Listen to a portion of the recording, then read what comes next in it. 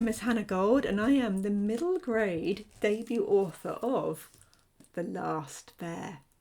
This really is the book of my heart, and it's published by the wonderful HarperCollins Children's Books and written by me. Look how shiny and gold that is, and illustrated by the magnificent Levi Pinfold.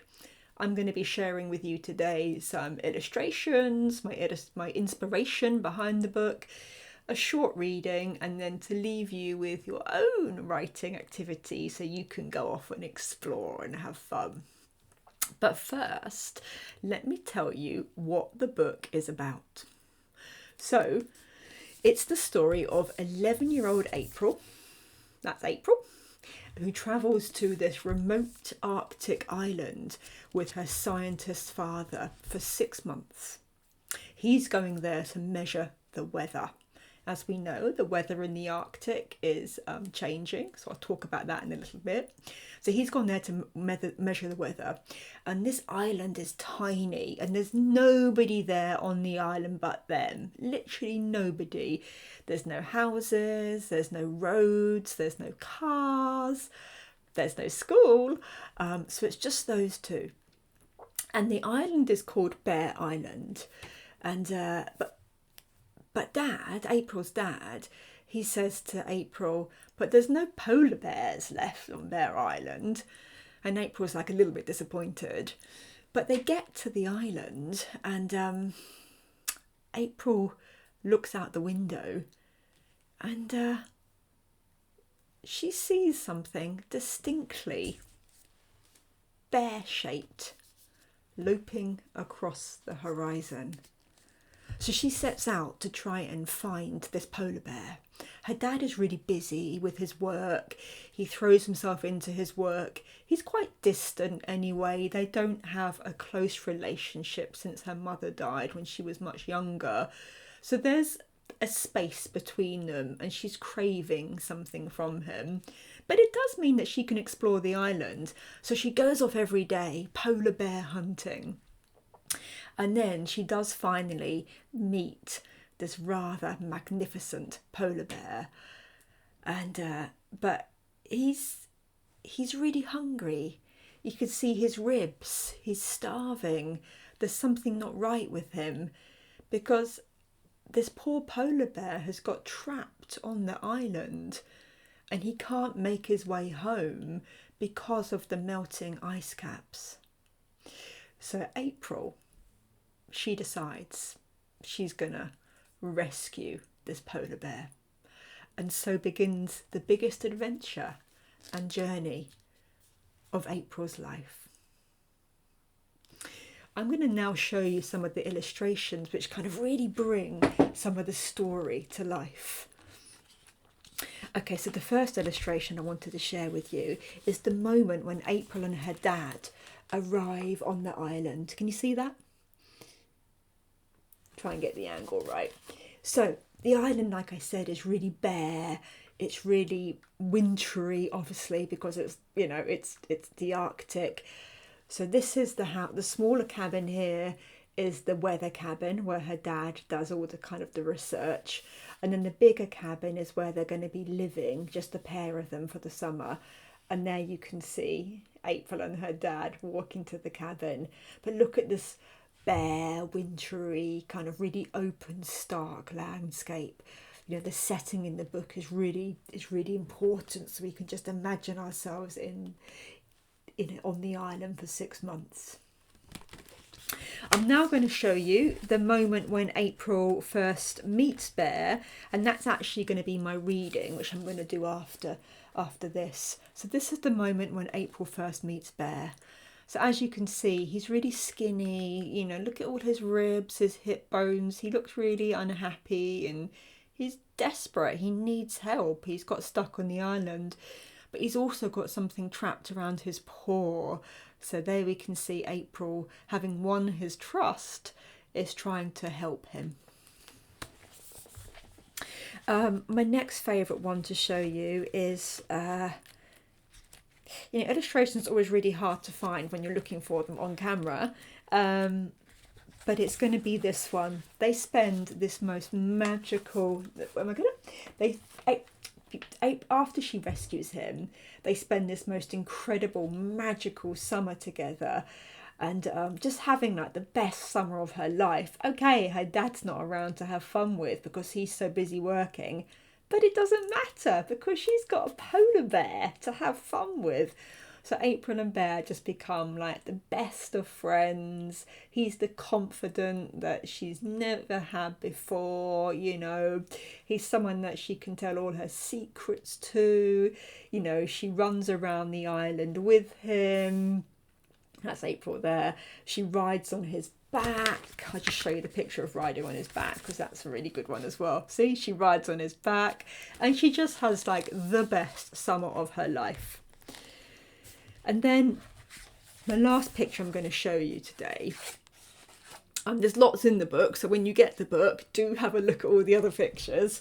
This is the moment, this is like one of my favourite moments in the book because it's the moment when Bear takes April to the top of this mountain on the island. There we go. And it's just like a really sort of tough journey to make, and he takes her up there. But when he gets to the top of the mountain with her, that's when she realises, you know, Bear's story and how come he's stuck here. And that's also when she makes a plan to rescue him. But I won't say what that plan is because you'll have to find out for yourself. But this moment is really important and pivotal in the book. So you can see that these illustrations are absolutely gorgeous.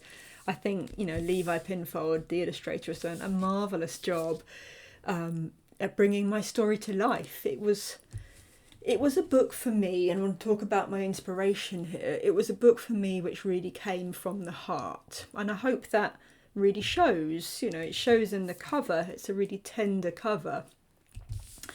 And when I decided to write a children's book, I just sort of had one simple idea, and that was just to write about everything that I loved most in the world. So for me, I really like animals. I love nature, you know, being by the seaside, looking up at a starry sky, you know, walking, you know, through the farmers' fields, or, you know, being in the woods, or even just going to the local park, or even like, you know, being in my little back garden, you know, just anything, just that fresh air. I really get a lot out of it. But one of the things I really wanted to explore in this children's book was that particular relationship that children have with animals. You know, when I was younger, and I was about 7, I had a cat. She was a cat called Miney. It was a litter of kittens born under my bed, and they were called Eeny, Meeny, Miny, Mo, and I had Miney, and she was white, and she had a black patch over her eye, and Miney really was my best friend. You know, if I had a bad day at school, I'd come home and, you know, put my face into Miney's fur and maybe whisper all my kind of hurts to her, and Miney would make it better, not by saying anything, but just by being there. You know, I'd wear Miney around my neck as a scarf, and if I went for a little walk, Miney would kind of follow me. You know, Miney really was my best friend. And it sounds funny now as an adult talking about it, but back then it was, my love for her and her love for me was unshakable. And I really wanted to capture that because I think there's really something fascinating about the relationship between children and animals, and how when you look at the bond that they have, there's something really instinctive. There's this kind of unspoken communication that goes through them. There's just something very magical and heartwarming about it. So that's really what I wanted to explore in this book. The other thing that I really wanted to write about is, well, actually, no, I didn't actually set out to write about the ice caps. It was only when I had decided to write about a polar bear. Actually, I didn't decide to write about the polar bear. The polar bear decided for me to write about him. I was literally sitting there one day and suddenly this polar bear appeared, and it was like he was looking at me with these really sad, kind of quite just sad eyes, and it was like a story that he wanted me to tell. And I'm like, okay. And so when I started researching polar bears, I discovered all these, slightly uncomfortable. Sorry, my ear thing's falling out. Always happens. So I discovered all these slightly uncomfortable facts about polar bears. I knew a little bit about them before, but I didn't know the extent at which, their habitat is being affected by the melting ice caps. And I talk about that in the book, so I'm not going to talk about it too much here. But it was really quite upsetting for me. I thought, well, hang on a second, here's me living in my normal everyday life, but in a different part of the world, out of sight, there's this almost tragedy which is going on, and a lot of people necessarily, they don't know about it, or they don't know enough about it in order to know what to do to make a difference. So I really wanted to write a book which was full of the love that you'll find, but also which was an adventure, but also carried this message about, well, this is what's going on in the Arctic. And is there anything that we can do to make a difference? Because that was the other really important decision. Once I'd realised I was writing a book which talked about climate fiction, I felt a huge responsibility to make sure that the tone of the book wasn't scary. It wasn't so frightening that we didn't know what to do about it. It's a really overwhelming subject, I'll be honest with you, and I get scared about it and I hate it. And sometimes I sort of think, well, what can I do? I'm just me. But I wanted to write a book which left readers feeling inspired, energized, empowered, and left them feeling, it's not too late and I can make a difference. So that's what I hope that you're going to get out of the book when you read it too. And please know, together we can find our voices and we can save our polar bears. We can do this. So I'm going to read you now something from the book, and it's actually from the first moment that April meets Bear. So she spent a few days exploring the island, and she thinks that she's seen this bear, but isn't quite sure of herself. And now we find that she is going to see it. So she thinks she's heard a bear roar. And then the noise came again, much closer now. This time so fierce and loud and frightening, it sent a shiver down her spine. Even if she wanted to run away, she couldn't. Instead, she became rooted to the ground as every nerve in her body buzzed and hummed like electricity.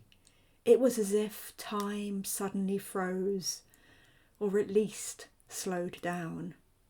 The air itself felt sharp and still. The wind stopped. Even the sea held its breath. And April knew if she looked up, her life would never be the same again. That this moment itself was going to alter her in some way, maybe even forever. She slowly raised her eyes, and there, standing on the other side of the beach, about 50 metres away, was the most magnificent creature she had ever seen. He stood on his two hind legs, rearing up like a brilliant white stallion into the sky, with his chin jutted forward confidently. He didn't look in pain. In fact, he stood in a way that indicated just how magnificent he was. The combination of powerful muscle and raw brute strength took April's breath clean away, and she clapped her hands over her mouth to stop herself gasping out loud. "You're incredible," she whispered, and without even knowing why, a tear trickled down her face. Not because she was sad, but because it was the only way for the size of the emotion to come out. The way sometimes watching the news about the destruction of the Amazon made her scream in anger, or how some books made her want to break out in a silly song when they got to the mushy part, or even how one or two pieces of Dad's music stirred and twisted her emotions so much. The only way they could come out was by dancing. The feeling swung from awe to wonder to joy, and then mixed together like a milkshake, so she felt dizzy and lightheaded with them. I knew I wasn't imagining things, she said, at last, finding her voice. I did see you that night. You are real. Even from this distance, the bear pricked up his ears, as if he could hear her. She supposed his sense of hearing was better than hers, given that his ears were a lot larger. He sniffed the air, his black nose twitching against the cold and the damp fog. And then, ever so slowly, he turned around and across the beach. They locked eyes. April remembered that she had the binoculars slung over her shoulder, and so hurriedly, with cold, clammy fingers, she slipped them out of their cover and planted them across her face. At first she could see nothing but a blurry smudge, so she twisted and turned the little nozzle until gradually he came into sharp, defined focus. Why, you're beautiful, she breathed out. You're the most beautiful thing I've ever seen. Look at you. You're like... She reached for a word to try to describe him, but could only come up with a particular piece of music that Dad liked to listen to that made April think of erupting volcanoes, violent storms, and huge tidal waves. You're like that, she decided. At which point the bear's mouth opened into the hugest, biggest, most cavernous roar, and even from this distance April could feel the power of it, the way that sound travels invisibly through the air and shifts the membrane of the universe somehow. Such a deafening, ear-splitting roar that made her teeth chatter, and she dropped the binoculars on her feet. He might have been beautiful, but he was also terrifying. So that is the moment from when April meets Bear. I hope you enjoyed it. So I had some real fun researching polar bear facts. For example, did you know that they can smell their prey from up to 15 miles away? Or that their fur actually isn't white, it's translucent, it just has this hollow core so it reflects the light and appears white. And then also that they're the biggest carnivore on Earth, but when they're born, a polar bear cub only weighs as much as a guinea pig. I found that was really sweet, so I thought that maybe you could have some fun too. It's really important to me that when I describe Bear in the book, that the reader can really imagine that they're right there. So when I talk about Bear, I don't just talk about how he looks visually. I describe how he smells, how his, how the texture of his fur. I talk about, how his roar sounds. I kind of describe his eyes. His eyes are always dark chocolate coloured because for me chocolate is just really lovely and warm. So I really wanted to give this kind of warmth sense to him. And because, Bear's got this really deep sort of roar, you can just feel the power of it. And how does he smell? Well, in real life, polar bears eat a lot of seals. But in my book, the polar bear eats a lot of peanut butter. So his fur kind of smells of peanut butter. So I wondered whether you could do the same. Maybe you could pick an endangered animal. It could be a polar bear, or maybe it would be a tiger, or maybe a pangolin. Look that up if you don't know what they are. Or it could be a rhinoceros. Choose, could be a bird or an insect even. Choose an animal and then see if you can imagine yourself coming face to face with this animal. That's what I tried to picture when April comes face to face with Bear. In the beginning, she's petrified, but then once her fear's gone, she starts to notice all these things about him. So in your little kind of scenario, what would you notice about this animal that you've come face to face with? What colour would their fur be like? What would it touch? What would it touch like? If they've got feathers, are they kind of soft feathers or long feathers? What colour are they? What kind of expression do they have in their eyes? What feet, how do you describe their teeth even? And how do they sound? Just kind of see whether you can really picture this animal using all of the senses. And you could even expand this to include the setting as well. Maybe if you met a tiger, maybe it's in the jungle. Like me, I set the polar bear in the Arctic. But I really hope that you have fun with this activity and enjoy doing it as well. So I'm going to end this there, and I just want to thank, first of all, Moon Lane for having me and enabling me to be here today. And I hope that you have enjoyed it, and I hope that you can pick up your own copy of The Last Bear. You can get it from Moon Lane or your local indie. And thank you so much for watching. It's been a pleasure.